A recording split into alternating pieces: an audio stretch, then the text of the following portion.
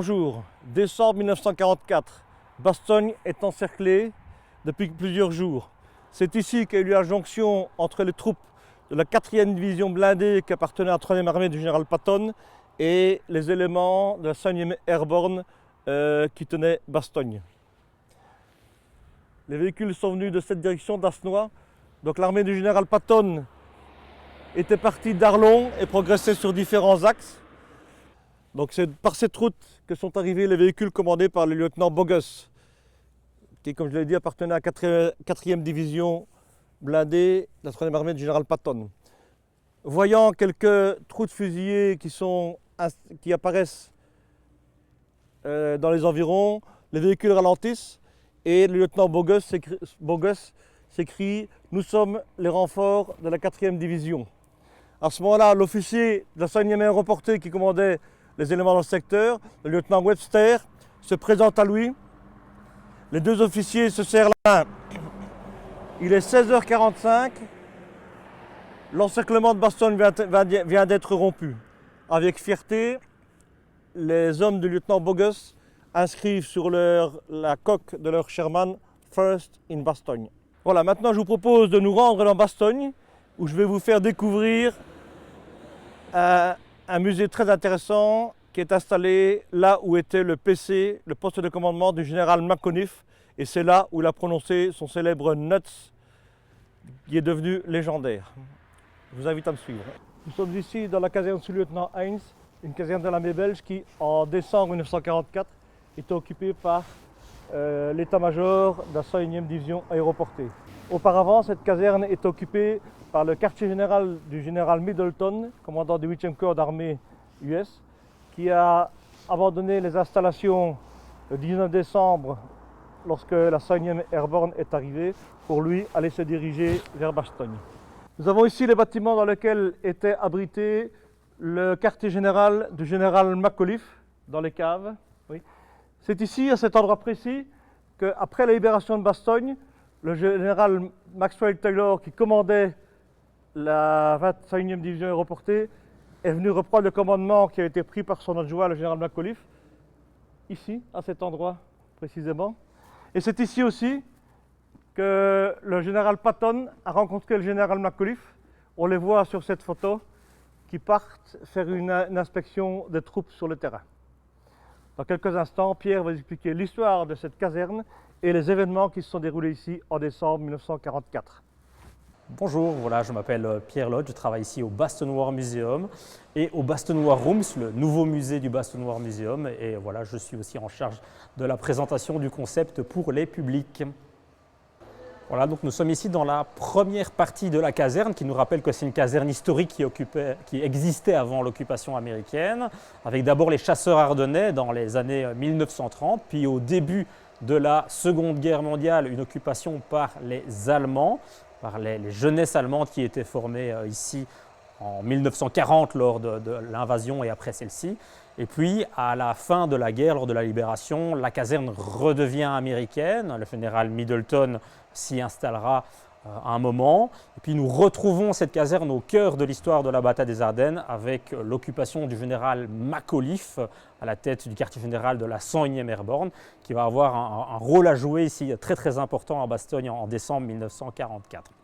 Ensuite, nous intégrons ici un espace qui est scénographié avec 3 grands dispositifs tables qui nous évoquent tout d'abord l'ampleur de l'enjeu de cette bataille sur l'ensemble du front, pas seulement à Bastogne. Ça nous rappelle que les Américains étaient présents ici à l'automne 1944 et qu'ils ont dû défendre la zone, les Ardennes, dans la surprise générale et dans des conditions météorologiques exécrables. La désorganisation au début était totale face à cet assaut allemand qui était très très soudain. Et cette table nous rappelle que la bataille s'est tenue sur un front très très large, allant de Echternach à Montjoie au nord, en passant évidemment par Bastogne.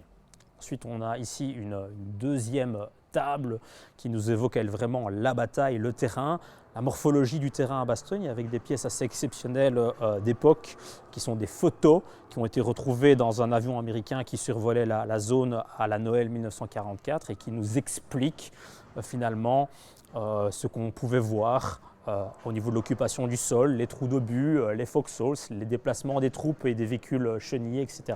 Donc il s'agit d'une merveilleuse source historique pour comprendre la bataille des Ardennes, le mouvement des troupes sur le terrain en 1944-45.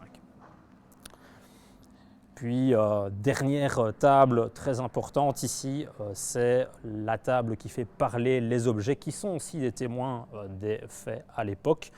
Les objets, qu'ils soient allemands ou américains, nous en avons ici toute une collection à Bastogne et nous avons été rechercher quelques pièces emblématiques de la bataille pour les faire parler et faire parler les soldats surtout qui les ont utilisés, que ce soit le soldat allemand qui utilisait le dispositif anti-char Panzerfaust ou les soldats américains qui utilisaient évidemment des casques pour se protéger, des pelles pour creuser leurs foxholes. Donc nous avons vraiment des objets emblématiques de la bataille qui vous racontent donc leur histoire et celle des nombreux soldats qui les ont utilisés. Nous sommes ici dans la première partie du musée qui nous évoque ce qui s'est passé vraiment à l'aube de la bataille des Ardennes, à l'automne 1944 et qui nous rappelle qu'il y avait une inéquité, une inégalité des forces en présence ici, et particulièrement au moment où cette bataille a été lancée le 16 décembre, puisque les Allemands étaient extrêmement nombreux, plus de 200 000 Allemands se sont lancés, avec plusieurs divisions, dont des divisions blindées ici sur le sol ardennais dans la plus grande surprise. À l'inverse, les soldats américains dans nos régions au repos ne s'attendaient pas donc à cette bataille, ils étaient beaucoup moins nombreux, on en compte ici 92 000.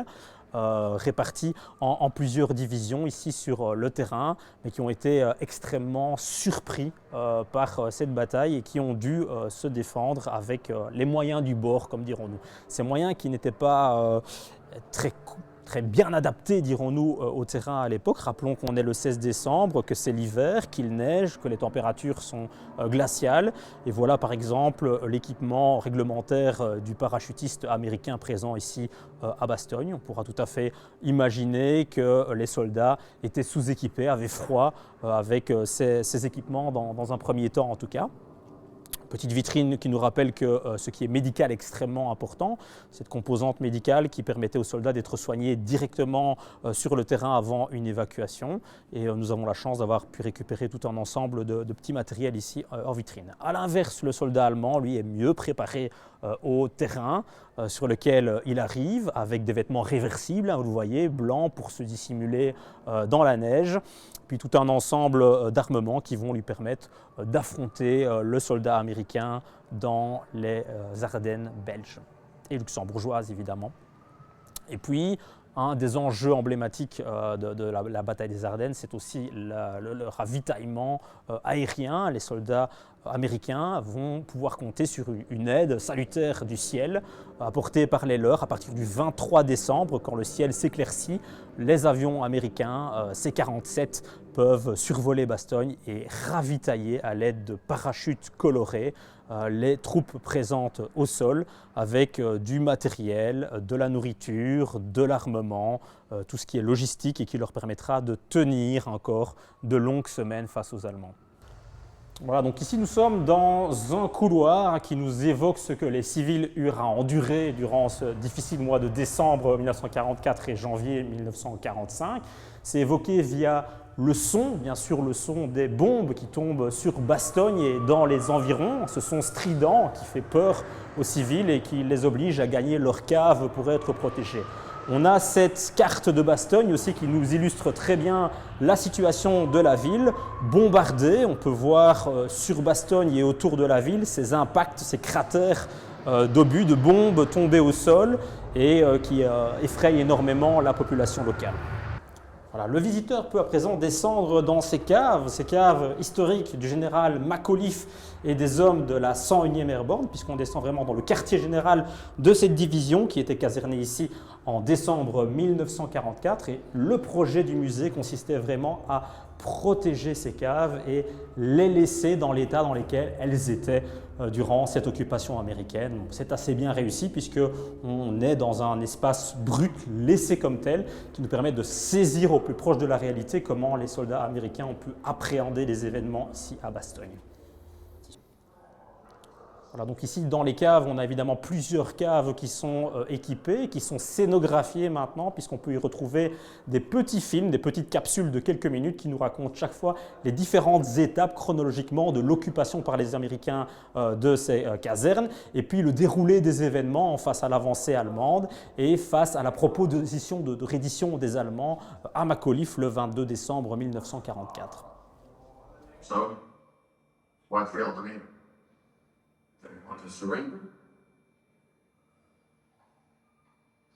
No, sir. They want us to surrender. Us surrender? No. Voilà, ici, au sein de cette Christmas Diner Room, vous pouvez retrouver cette photo très célèbre du général Macauliffe et de ses hommes en train de partager un repas de Noël le 25 décembre 1944 dans les casernes.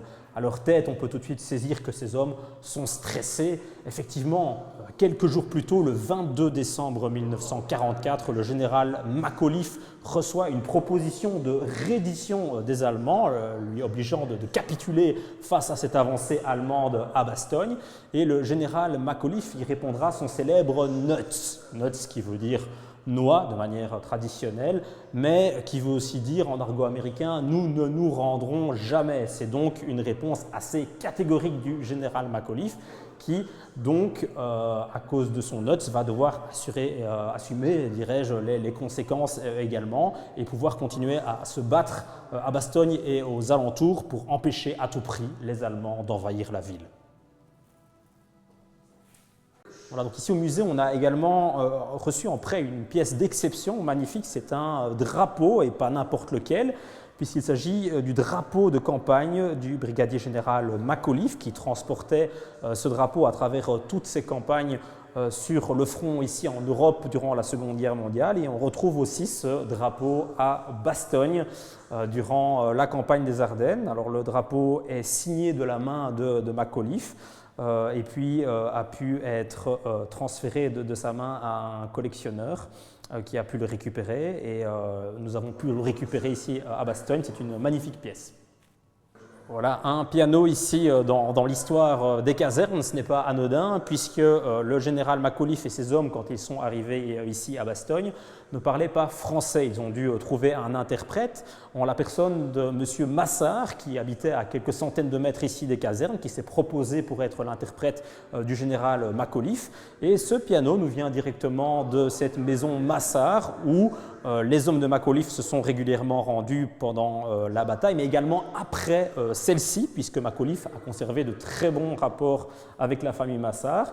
Et on peut imaginer qu'il est venu de nombreuses fois dans le salon de cette famille, ici à Bastogne, et entendu les notes de ce piano résonner à de nombreuses reprises. Voilà, nous sommes ici dans la dernière salle du musée, une salle dédiée aux souvenirs, évidemment, avec cette immense Nuts qui nous rappelle le mot prononcé par le général Macauliffe, qui symbolise cette résistance américaine ici à Bastogne durant l'offensive des Ardennes. Et cette salle est dédiée aussi à tous les hommes de toutes les divisions, quels qu'ils soient, et où qu'ils aient combattu ici sur le front ardennais, pour se souvenir vraiment de leurs actes et leur offrir vraiment cette mémoire, les remercier pour leur implication ici à Bastogne. Chaque année, nous organisons un week-end de commémoration, le deuxième week-end de décembre. Cette année, ça tombe le 14 et 15 décembre.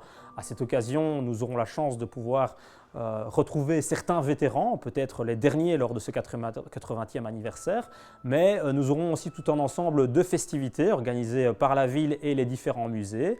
Venez donc nous retrouver ici au Bastogne Museum et au Bastogne Rooms le 14 et 15 décembre pour fêter cela avec les Américains.